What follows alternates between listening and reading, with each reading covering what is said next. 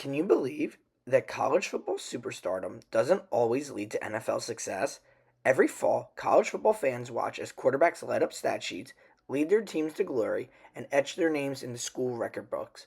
But as history has shown us time and time again, NCAA greatness doesn't always translate to NFL stardom. In fact, some of the most hyped college quarterbacks, armed with accolades, awards, and massive expectations, have ended up as some of the league's worst and biggest busts in history.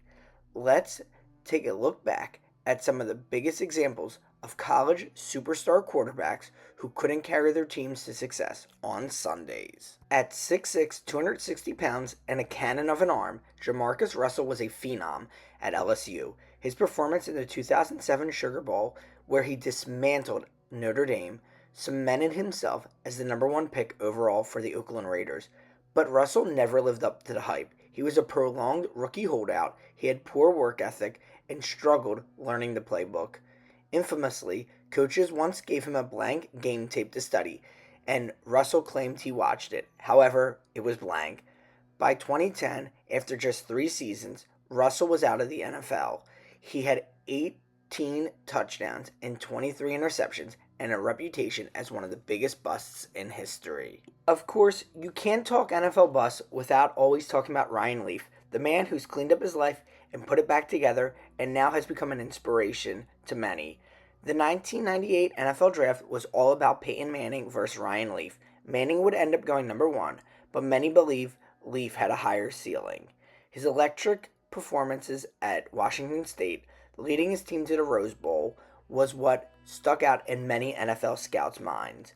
However, Leaf would quickly unravel in the NFL. Many would blame his immaturity, confrontations with the media, and his horrendous on-field play as all contributions to his lack of NFL success.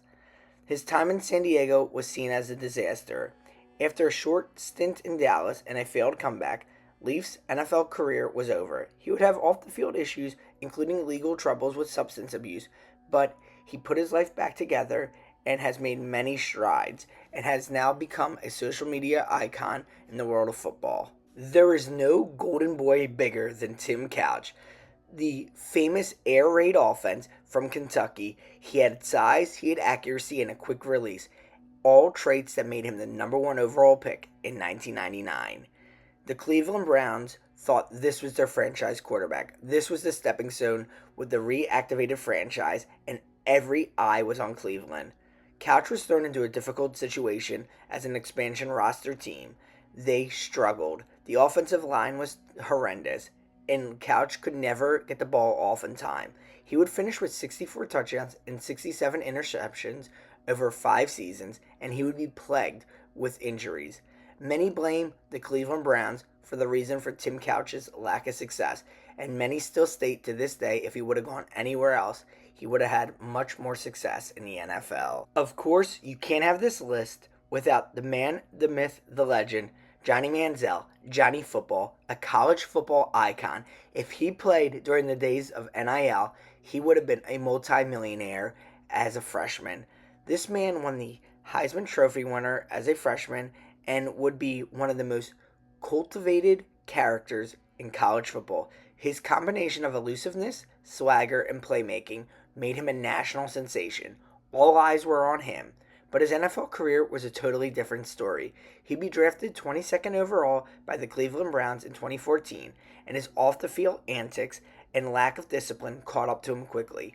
He started only 8 games across 2 seasons and threw more interceptions than touchdowns and clashed with coaches. He also would have substance abuse problems and also a lack of commitment to the game. He even had a chance to have a comeback in the CFL, but this would be seen as a failure as well. Few NFL quarterbacks on this list came into the league with a more polished reputation than Josh Rosen. He was a top high school recruit. He had a strong career at UCLA. He was known for his mechanics, his pocket presence, and his football IQ. Many considered him one of the smartest quarterbacks to ever be seen coming into the NFL draft, to be projected as a top 10 pick. In 2018, he would be selected 10th overall to the Arizona Cardinals.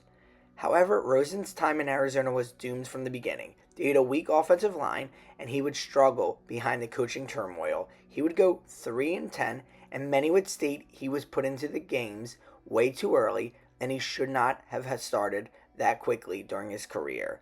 The Cardinals would draft Kyler Murray the following year and ship Rosen off to Miami, where he didn't improve. He would bounce around the league after this, but never would become the college football superstar that we would want to see in the NFL.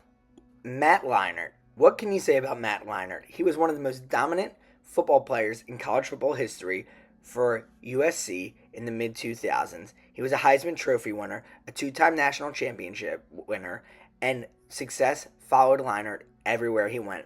Due to the fact he was a prototypical NFL quarterback with size, poise, and experience, he had a pro-style system behind him with Pete Carroll. He understood the game of football. He would be drafted 10th overall by Arizona, just like Josh Rosen, and would never have the success or command the consistency that they saw in college. He would learn from Kurt Warner and other veterans from the Arizona Cardinals staff, but never was able to translate his college football success into NFL success.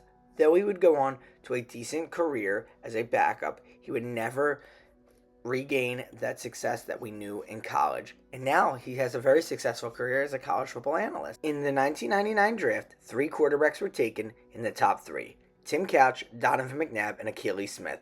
After a sensational season at Oregon, where he showed off his powerful arm and mobility, Smith was selected 3rd overall by the Cincinnati Bengals. His NFL career was a disaster from the beginning.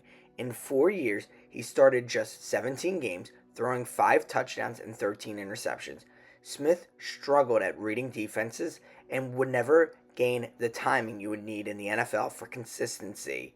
Many scouts later admitted that he was not ready for the NFL mentally, and he remains one of the biggest what-if stories in draft history, as many people say if he went anywhere else and had a much better coaching staff behind him, he would have commanded more success. Andre Ware would shatter records at Houston. He had a run-and-shoot offense, and he would win this Heisman Trophy in 1989. He would throw for over 4,600 yards, and his numbers and athleticism made him the best target as a quarterback in 1990.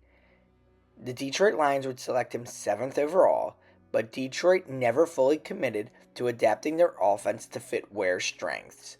It was a situation where Andre Ware, if he was placed into a style of offense like that of Michael Vick had at Atlanta, he would have had success. Detroit would never allow him to have this success, as they never fully backed his style of play. Now, one of my favorites on the list was no other than Brady Quinn from Notre Dame. If you remember the 2007 NFL Draft, every eye was on the golden boy out of Notre Dame, Brady Quinn.